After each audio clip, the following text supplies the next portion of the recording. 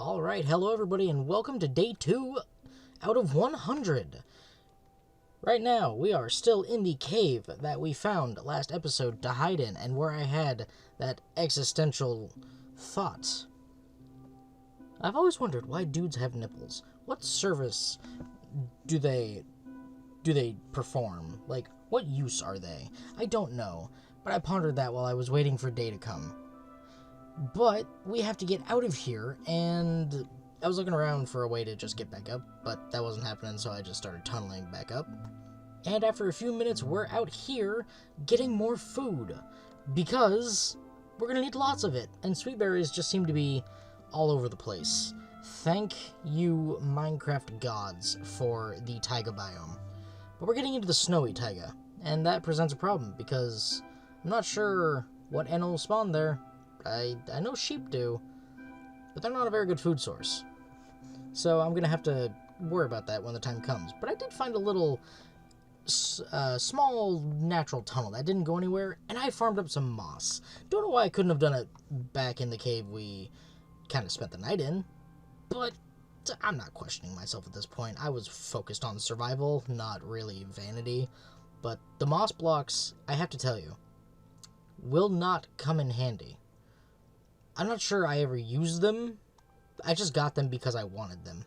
Speaking of useful, it's time to make some more charcoal, because I am out.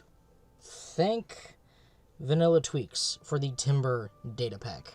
It has come in clutch this entire series. It allows me to chop down trees without wasting too much of my day, although it does require I have a steady source of cobblestone for stone axes for the 2x2 spruce trees, which get very tall and involve a lot of durability usage. But we will get there when we get there. And after literal minutes of the day, I finally started cooking steak. Regen health. Oh, it's so beautiful seeing myself back up at full health. I don't know why I didn't do this sooner. Probably because I was being hunted. But I did need to get some raw beef, and I could not find any cows. I did during the section I cut out, but that was just a little bit of boring stuff that didn't really need to be shown, because it's just generic back and forth to the furnace. Getting food, stock up health, hunger, all that. And that's a bit boring. You know what's not boring? Clearing fields of sweet berries. They just vroom, all down at once. Just one clean chop, and down they go. I'm telling you, it was glorious. Anyway, we gotta keep walking, because this is not the place I want to settle down. Very limited animal spawns, not a lot of different types of wood, generally frozen, too cold, and I'm not trying to freeze in any powdered snow. Although I did find more sugarcane, and that's always a highlight in my early days until I start farming it and start getting chests of sugarcane. However, much of the day was spent walking, so as I came to this snowy area, I realized my life was in grave danger, especially because spiders started spawning in front of me. I'm not trying to die on day 2, so I had to pull some very risky parkour movers. You know, jump, move, jump, move.